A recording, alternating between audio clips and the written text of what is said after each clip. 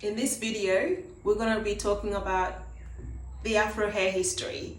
And as I go through the different talking points, different pictures will appear up the top here, just to give you guys a reference of what I'm talking about.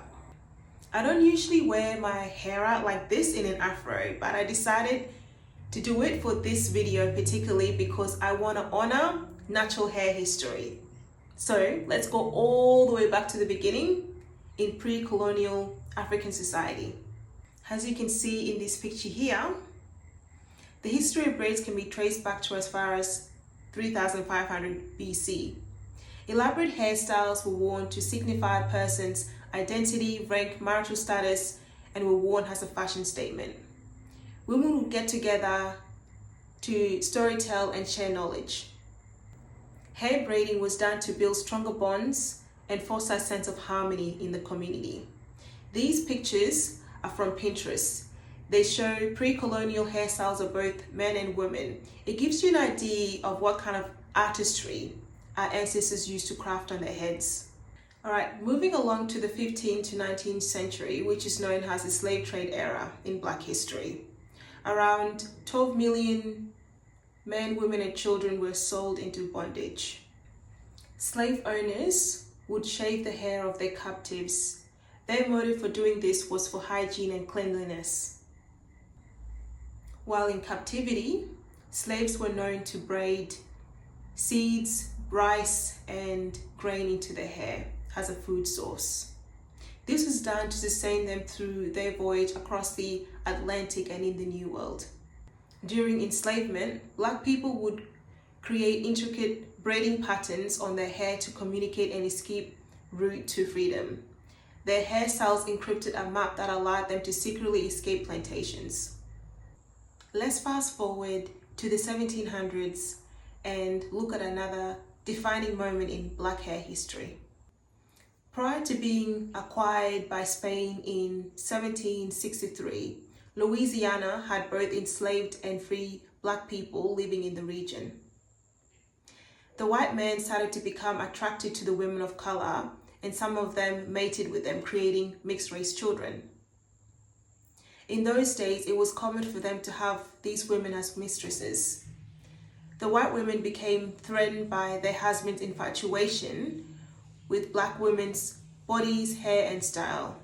So in 1786, the governor at the time, Esteban Rodriguez Miro, established the Tignon Law.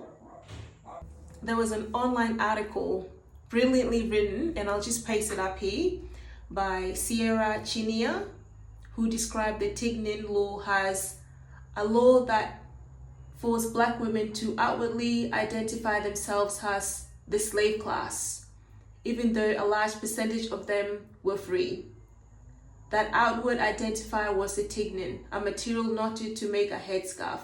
Black women were to completely cover their hair to refrain from displaying excessive attention to dress.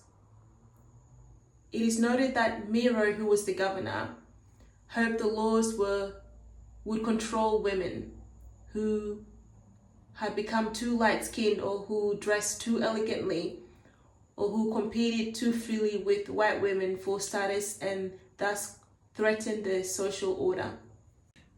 And this is how the women used to look and wear the tignons. So back then, that was what it was referred to, and it sort of gives you a brief history of head wraps. So in today's age, women, particularly women of color, still wear those beautiful fabrics and they style it in so many different ways.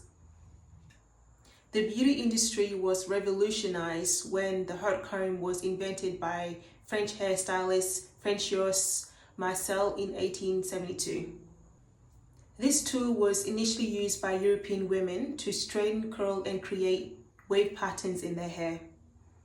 So by the 1880s, it made its way into the American market and eventually was adopted into Black women's hair care routine. As shown in this image, African American women used the hot combs to rake their hair to straighten out the kinks and curls.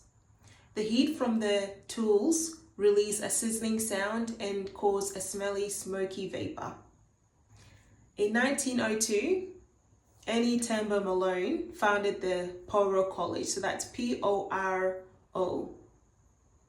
It was a cosmetic school that taught people how to nurture and take care of their hair. One of the students that attended was Madam C.J. Walker.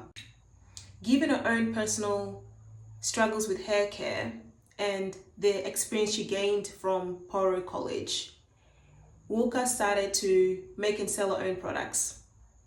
In 1906, she founded her own company and became one of the pioneers of the African American hair care industry. She later went on to become a self-made millionaire. Today, her life story is turned into a TV show on Netflix called Self-Made. So I'll just post a picture of it just in case you guys want to go and watch it. At around the same time, in 1905, Garrett A. Morgan created the very first chemical relaxer. He was a sewing machine mechanic who was experimenting with chemical solutions to try and prevent rough woolly fabric from creating friction with the needle. He noticed the alkaline solution he developed caused the fiber of the material to straighten. He later tried the same solution on dog fur, and he did the same thing and tested it on his own hair and got the same result. He went on to establish the G.A. Morgan Hair Refining Company and sold his own hair refining cream with great success. So he's literally the pioneer of, like I mentioned before, hair relaxers. Another defining moment in time was the Black Power movement in the 1960s and 70s. During this time, Black people were fighting for civil rights in a predominantly white and racist society. The Afro hairstyle became a symbol of pride, liberation, and empowerment. It was worn by activist Angela Davis and the Black Panthers, who made a political statement by showing it off. It was also seen on stars like Nina Simone and the Jackson 5. And that's sort of one of the reasons why I decided to wear my fro up, just to honor Black hair history and what it meant back then and what it means today. All right, so we're coming into our own time period now in the 2000s.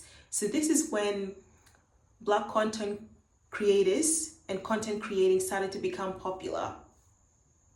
And from the year 2000 onwards, I feel like the natural hair movement really started pushing forward and making momentum in the Black community. Bloggers and YouTubers shared a wealth of knowledge and their own personal experience with hair care. The convenience of the internet and the growth of social media made hair content more mainstream. Nowadays, anyone can access this information in real time just by Google search. The most recent change and development in the natural hair space is the introduction of the Crown Act in 2019. CROWN stands for Creating a Respectful and Open World for Natural Hair. In June 2003, the bill was enacted by 23 states, which stops the discrimination against hair texture, protected styles, locks, cornrows, twists, bantu knots, and various other styles. The CROWN Act protects against hair-based biases and ensures people of color can freely express themselves with dignity at work, school, and various places in society. So this comes to the conclusion of this video, and thank you so much for sticking to the end. Appreciate it, guys.